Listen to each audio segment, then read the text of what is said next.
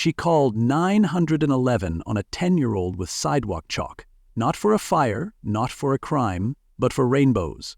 This HOA Karen, her name's Denise, actually tried to send police to my house because my daughter was drawing a dragon on our own driveway.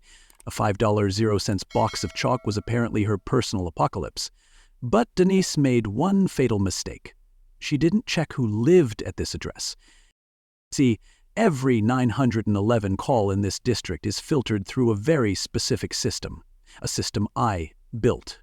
A system I own. And I watched her place that call from my home office window, with her phone in one hand and petty vengeance in the other. Drop a comment below and tell me where you're watching from. Because this justice? Oh, it's about to be poetic. That morning I was sitting in my office reviewing the monthly reports for Sentinel response systems. Numbers looked solid. False call rates down, emergency handling times up, everything humming. Then I saw a call come through. From my own street. From my own neighbor. And I knew. This wasn't just another complaint. This was the beginning of something she couldn't control. I was sipping coffee, reviewing monthly logs for Sentinel response systems, when her voice triggered a keyword flag. I looked at the screen and there it was. Denise Harper, same number we'd flagged for false alarms last month, now reporting a child abandoned near the road. I turned to the window and saw her pointing at my daughter Ellie, who was about 200 feet away, drawing a massive dragon that spanned half our driveway. The driveway, by the way, is private property, paved by my father in 1982, before the HOA even existed. But try explaining that to Denise, who thinks bylaws give her the same power as a sheriff with a clipboard.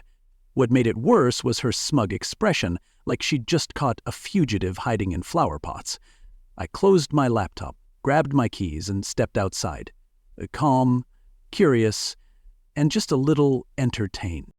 Ellie looked up at me, confused but holding it together, chalk in one hand and worry in her eyes. "Dad, why is Mrs. Harper yelling at my dragon?" Denise didn't even blink. "This is a safety issue," she snapped, now recording with one hand while continuing her fake 911 call with the other. "This child is unsupervised and dangerously close to a public road." I raised a brow, pointed to the bright red private property sign, and calmly said, "Denise, she's 100 yards from the street and I've been watching her from my office the entire time." But she wasn't backing down. "We'll let the police decide that," she said. "They take child neglect very seriously." My smile was involuntary. 30 seconds, I thought. That's how long it would take for her call to be flagged, recorded, and tied directly to her name in a federal database she had no idea existed. Then it happened. Her phone buzzed. Then again. The first buzz was the automatic text confirmation from our system.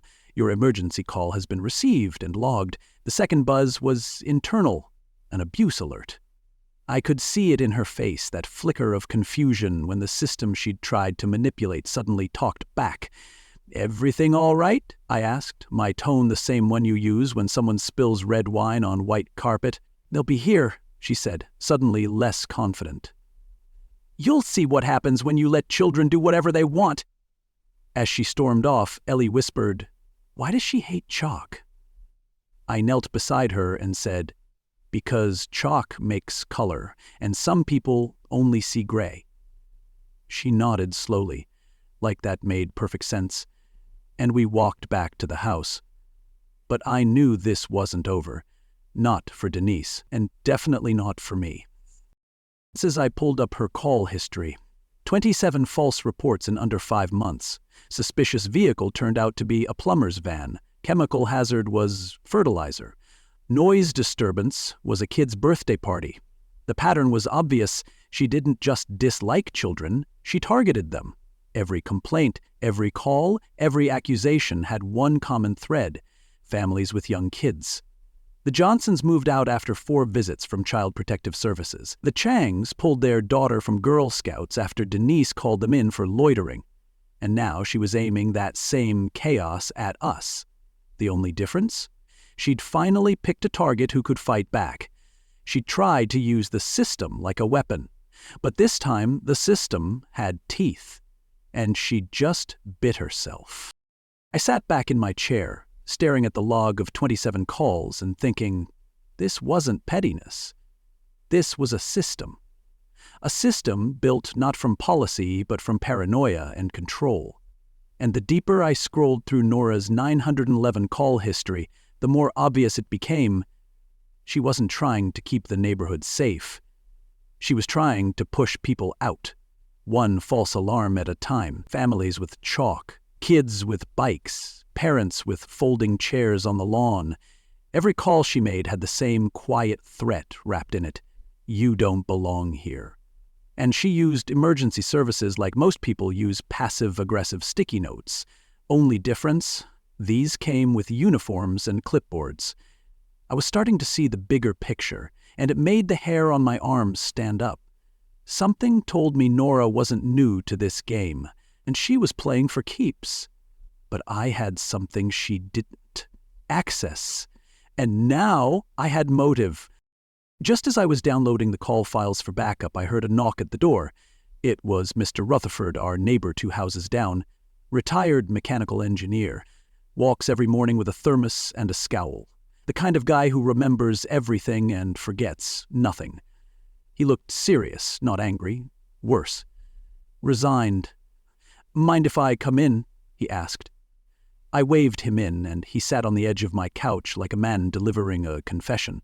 "Mark," he said, "I've been keeping track of Nora for a while. I'm too old to do anything about it, but you might be able to."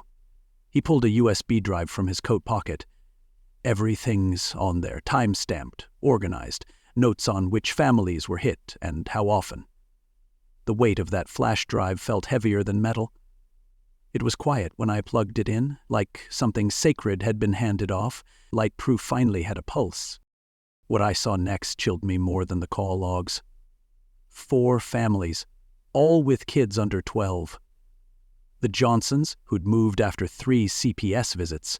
The Garcias, who stopped hosting cookouts because Nora kept calling in suspicious smoke. The Woos, who'd removed their swing set entirely to avoid complaints about safety hazards. And then there were the Patels, who'd painted sunflowers on their garage door, only to be reported for vandalism 3 days later. Each call followed a rhythm, a certain choice of words.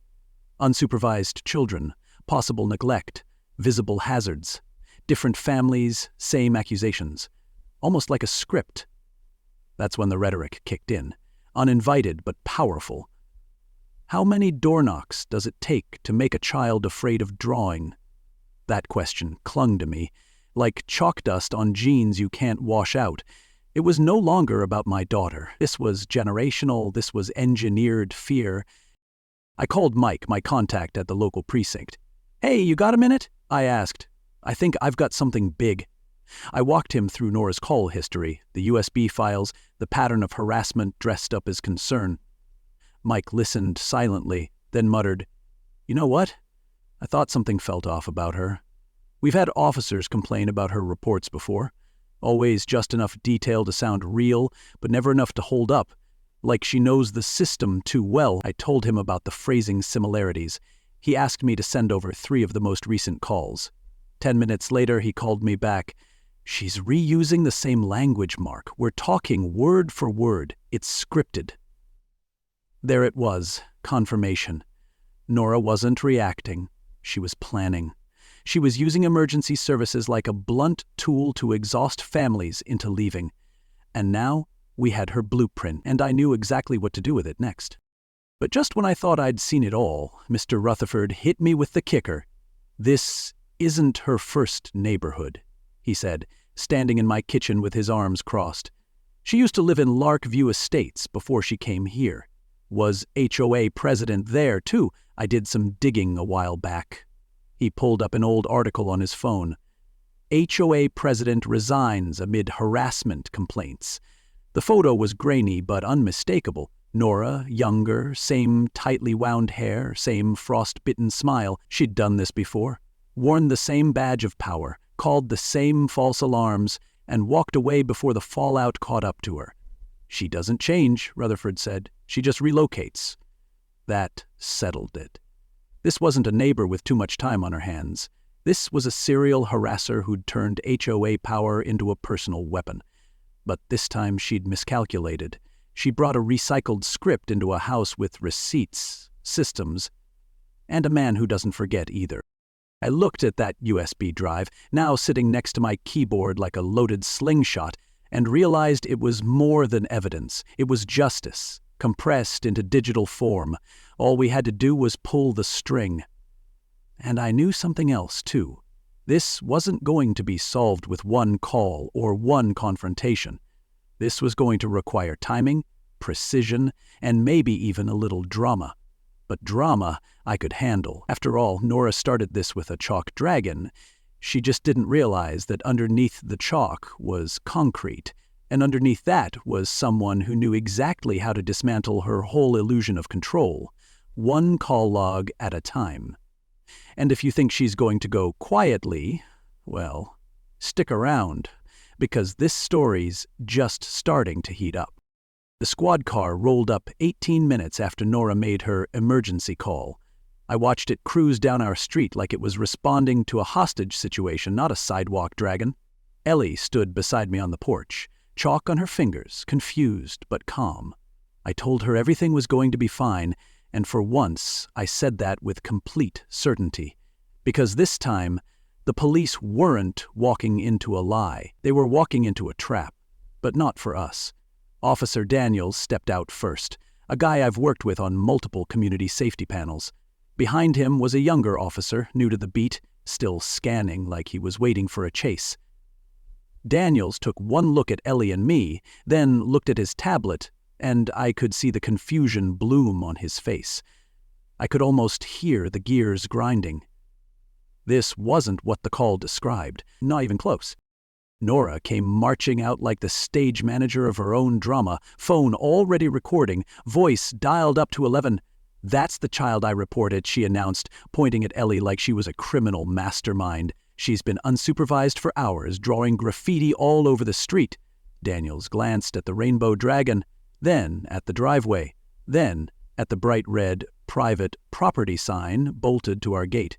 "Ma'am," he said, already shifting tone, "you reported a child in danger near a public road, but this driveway is clearly private, and the child is standing here with her father, over 200 feet from any traffic." Nora's face went stiff, like someone had hit pause on her script. "You don't understand," she snapped, eyes darting. "This is about community standards, property values, safety." That's when Daniels turned his tablet around and dropped the hammer. My company's logo, Sentinel Response Systems, lit up the top of the screen. Underneath it, in bright red, were the words, "Flagged caller, multiple false reports." And just like that, Nora's confidence cracked. "How do you have access to my calls?" she demanded, voice hitching. I stepped forward, keeping it calm, because every emergency call in this district goes through my system first, Nora. We monitor, we log, and we flag for abuse. And you, well, you're a top-tier offender. You ever seen a cat try to bark? That's what it looked like. Her mouth opened, but what came out didn't match the body language. She sputtered something about privacy laws and legal action, but Daniels didn't budge. "No laws were broken on our side," he said. "But what is illegal is filing knowingly false 911 reports, and based on what I'm looking at here, that's becoming a pattern." The younger officer leaned in, now scrolling through her history. "Sarge," he said, holding up the tablet, "you gotta see this. Every single report targets families with kids, same phrasing, same accusations, different houses." Nora took a full step back. "I was protecting the neighborhood," she shouted, but her voice had lost its edge. "These people, they don't follow the rules. They let their children run wild." I looked at Daniels and said, "My daughter drawing a chalk dragon isn't wild. The Johnson kids playing basketball weren't a threat. The Patels planting sunflowers weren't breaking any codes. This isn't about rules, it's about control." Daniels didn't say anything right away.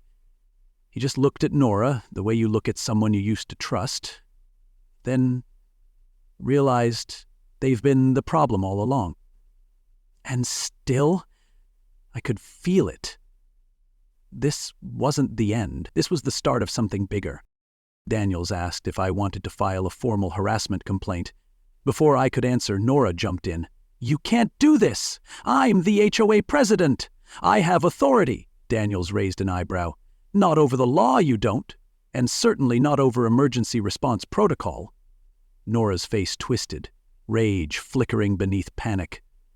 "I'll make your life miserable," she hissed, no longer bothering to sound rational. "You think this is over? You have no idea who you're dealing with." Daniels just sighed and said, "Ma'am, I'd be very careful about making threats in front of law enforcement, especially with a file like yours." The younger officer added quietly, "We've already got 3 counties with open notes on her. She's not new to this game." And there it was, a truth I hadn't even voiced yet. This wasn't her first round of abuse, but it might just be her last. Because now, the system she once manipulated was closing in around her. And the next move? That was ours to make. 3 days later, I got the email, subject line, "Emergency HOA meeting, allegations of surveillance abuse," and just like that, Nora was back on offense. The woman who had been flagged in 3 counties, exposed by 2 officers, and outwitted by a chalk dragon, was now claiming I had violated her privacy. According to the message, I had weaponized private emergency data and created a hostile environment for peaceful residents. It was signed, of course, by Nora herself, still proudly using the title HOA president like nothing had happened. The irony was thick enough to pave a sidewalk. She called 911 on a child for drawing rainbows, and now she was trying to cancel my company's contract for exposing it. But I knew something she didn't. She wasn't walking into a meeting. She was walking into a projector-powered intervention. The community center was packed. Half the neighborhood showed up, and the other half probably sent popcorn. Nora stood at the front in a navy blazer, like she was about to announce budget cuts for NASA. Behind her was a projector screen, a stack of printouts, and that expression she wore like cheap perfume, determined, dramatic, and one bad question away from unhinged. "Before we begin," she said, tapping the mic, "I'd like to address a very serious concern, one that affects every resident's right to privacy." I sat in the back, silent, letting her build her tower of nonsense. "Mr. Ellis," she continued, "has used his access to emergency data to embarrass, intimidate, and slander members of this community. We are all now living under surveillance." It was impressive, really. She made paranoia sound patriotic, but as she reached her dramatic pause, I stood and walked toward the front. It was my turn. I pulled out my laptop, plugged into the projector, and cleared my throat. "Let me clarify a few things," I said, clicking to the first slide. "First, all 911 calls are public record. Second, this community voted unanimously to approve a transparency clause in our HOA safety contract, signed and archived by the board, including Ms. Harper." I clicked again. On screen appeared a scanned PDF of Nora's signature, right below the clause she now claimed was illegal. The room went quiet. "Third, let's talk about what this is really about." I clicked again. Call log, timestamps, audio clips, every false report one by one. This wasn't surveillance. This was documentation. And the person being documented wasn't the neighborhood. It was Nora Harper. And then came the sound. Her voice, recorded mid-call. "There's a child playing with chalk. Yes, unsupervised, near the driveway." Her words echoed through the room like someone trying to rewrite history with a megaphone, and realizing, too late, it was all on tape. Murmurs spread. Someone gasped when the CPS call about the Johnsons played. Another person whispered, "That's my yard," when the footage showed her recording a family barbecue. Nora stood frozen, mouth tight, the way a kid looks when the magician reveals the hidden card in their own sleeve. "These aren't isolated incidents," I said. "This is a pattern. Every call targets families with children. Every complaint escalates the same way, from noise to safety to abandonment, and 3 families have moved out in less than a year." I turned to the board. "So, I ask you, not as a contractor, but as a neighbor, who exactly has created a hostile environment?" A silence followed, heavy and pointed, the kind of silence that doesn't ask for more information. It asked for action, but you could feel the tide was turning. Then came the motion. Mr. Barnes, who'd barely spoken in a year of HOA meetings, stood and said, "I move that we open an immediate investigation into the conduct of our HOA president." 3 hands shot up to second it before Nora could even blink. "You can't do this!" she yelled. "This is a setup!" But the board secretary was already flipping pages in the bylaws. Any board member may motion for investigation with majority support. The vote was taken. 18 in favor, 2 against. Nora and one neighbor who clearly regretted it as soon as hands were counted. Nora's face turned a shade of purple usually reserved for bad seafood. "This is persecution," she barked. "You're all just jealous of my leadership." But leadership doesn't mean control. It means trust. And in that moment, hers evaporated like water on asphalt. What happened next didn't come from me. It came from the neighbors. As the meeting adjourned, Ellie and 3 other kids walked up to the front with chalk in hand and started drawing rainbows on the sidewalk just outside the center. No one stopped them. No one scolded them. Parents started pulling out lawn chairs. Someone brought lemonade. The sidewalk became a canvas, and the protest became art. Nora had tried to silence a dragon with paperwork and got buried in her own evidence. But the neighborhood? It wasn't afraid anymore. And me? I knew she wasn't done yet. But now she'd have to fight in daylight, with nothing but a microphone and a crumbling title. And that, right there, was the real beginning of the end, because when a bully grabs a mic, they don't realize the volume works both ways. And we were done whispering. I was halfway through organizing the community chalk event schedule. Yes, that's a real thing now. When my phone rang. The caller ID read District Attorney's Office. That's not a name you ignore, especially when you've got a 40-gigabyte folder labeled HOA Karen Evidence. The voice on the other end was ADA Lynn Forrester. Calm, direct, and all business. "Mr. Ellis, we've reviewed your submission. We believe Ms. Harper's emergency call pattern mirrors reports in 2 other states. This may be part of a broader case." I blinked. "Wait, other states?" "Yes," she said. "Your file might be the key to connecting the dots." There it was. Confirmation. Nora didn't just come from a toxic HOA, she'd left behind a trail of weaponized phone calls like breadcrumbs for the justice system. And now? The wolves were sniffing. I looped in Officer Daniels and forwarded everything. Timestamps, flagged transcripts, the recording of Nora's chalk rant, and even Rutherford's USB drive, which was now legendary.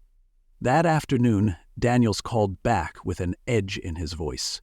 She just made another call, this time on the Patels, said the parents left the kids unsupervised in the yard while suspicious landscaping activity occurred. Translation, the kids were helping plant marigolds.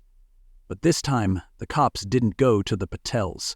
They went straight to Nora. The DA's office had authorized a live intercept. Body cams on, cruiser cameras rolling. She didn't see it coming. I watched it unfold on the public safety feed like a slow-motion reckoning. Nora stood in her yard, phone pressed to her ear, reciting her well-worn speech about child neglect when Officer Daniels walked up behind her and said, "Ma'am, we need to talk about your emergency calls. Right now." The look on her face. Pure, scrambled ego.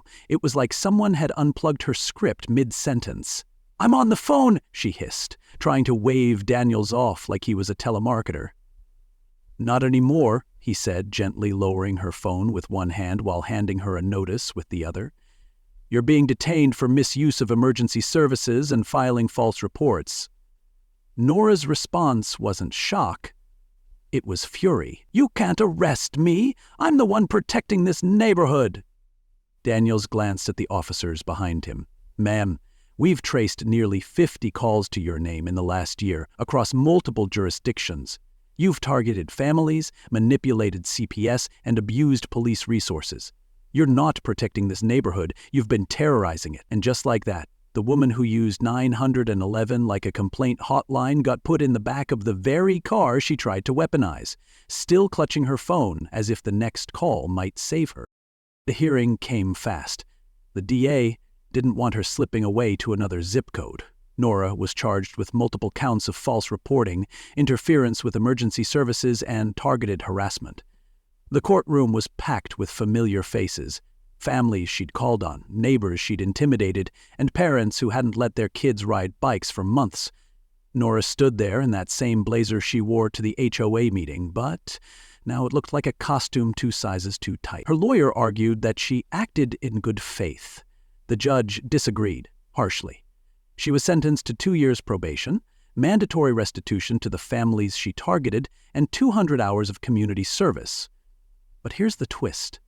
The judge assigned her to serve those hours at the very family services agency she once tried to sick on the rest of us.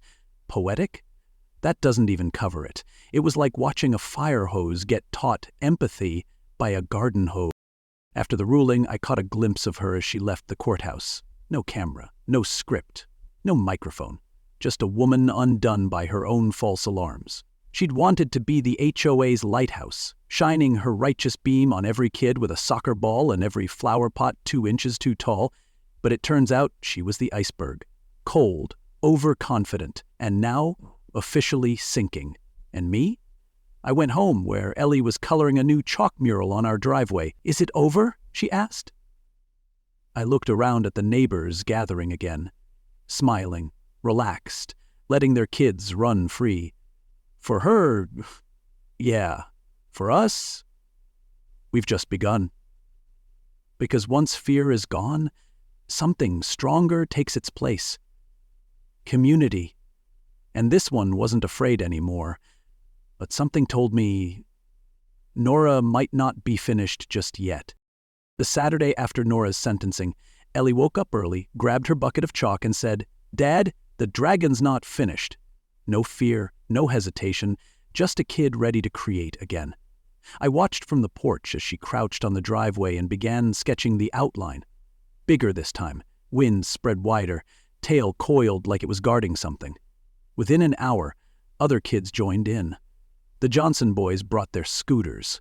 The Patels brought snacks, and then I saw something that made me pause. Rebecca Gonzalez. She hadn't drawn a thing in almost a year. Her parents said Nora's calls had made her scared to play outside, but there she was, chalk in hand, sitting beside Ellie like it was the most natural thing in the world. You'd never guess this driveway had once been treated like a crime scene. That's the funny thing about joy. It doesn't knock. It just shows up and starts coloring.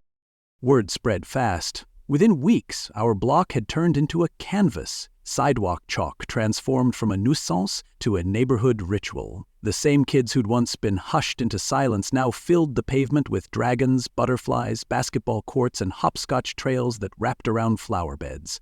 And for every chalk line drawn, another line was crossed.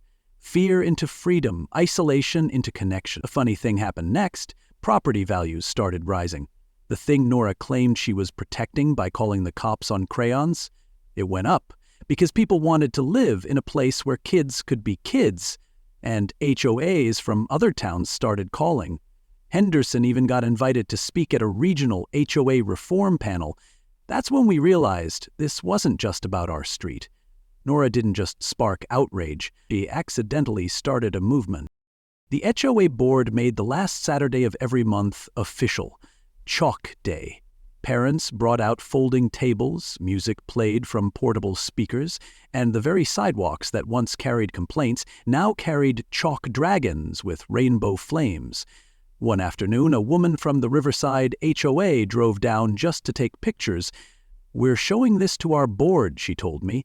"We had a Nora once. We want a recovery plan too," isn't it? A woman tried to wipe away childhood with a hose and a phone, and ended up inspiring statewide chalk festivals. As for Nora, well, it turns out poetic justice has a wicked sense of timing. Just 2 months into her probation, she called 911 again.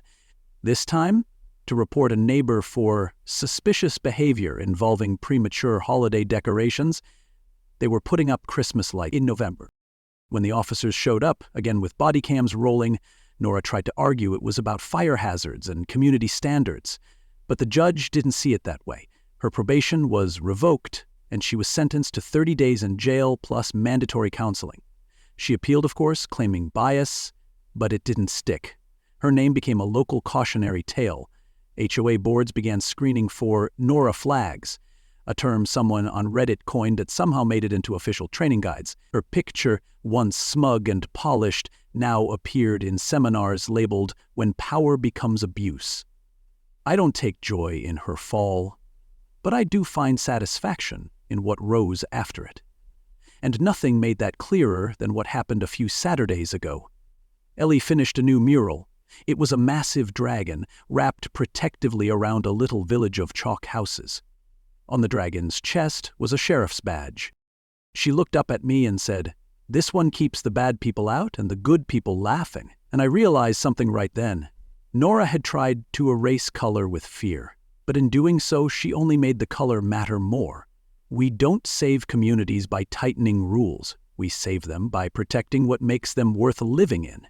And sometimes that means standing between a chalk dragon and a woman with a cell phone and control issues. 6 months ago, Nora tried to crush our neighborhood under the weight of her title, but today, her name is a warning and her legacy is chalk dust, the kind that sticks to your shoes, spreads between neighbors, and reminds you that joy, real joy, is worth defending.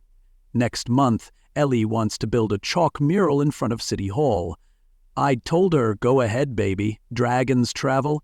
And this one's just getting started. And as I stood there that evening, watching Ellie laugh with her friends, chalk-streaked and barefoot, on the pavement that used to be patrolled by fear, I felt something shift. Deep, permanent, not just in our neighborhood, but in me. See, this wasn't just a story about a neighbor with a clipboard and a vendetta. This was about what happens when everyday people decide enough is enough. When you don't just stand your ground, you reclaim it. We didn't beat Nora with lawyers or louder complaints. We beat her with evidence, with community, and with the one thing she couldn't predict: joy that refuses to shrink. The chalk dragon Ellie drew? It wasn't just a picture. It became our flag, a symbol that we don't scare easy, that kids deserve sidewalks and laughter, and that power without purpose will always crumble under truth. Nora wanted fear. What she gave us was unity. She wanted silence, and she created a chorus. She tried to erase a driveway, and left behind a legacy of chalk that stretches across the state. So if you've ever been made to feel small by someone hiding behind a rule book, remember this: systems don't break us, people do. But the beautiful part? People can fix them too. You don't need a badge or a title. Sometimes all it takes is one voice, one file, or one dragon breathing rainbow fire to flip the whole story. If this story meant something to you, if it reminded you that courage often sounds like calm and looks like sidewalk chalk, then share it with someone who needs to hear it. Leave a comment below. Tell me what part hit you the hardest. Like the video, subscribe to the channel, and stick around. Because these aren't just stories. They're reminders that justice isn't always loud, but it's always listening. And sometimes the smallest voices draw the biggest change. The next chapter, it's already being written, and I promise you won't want to miss it.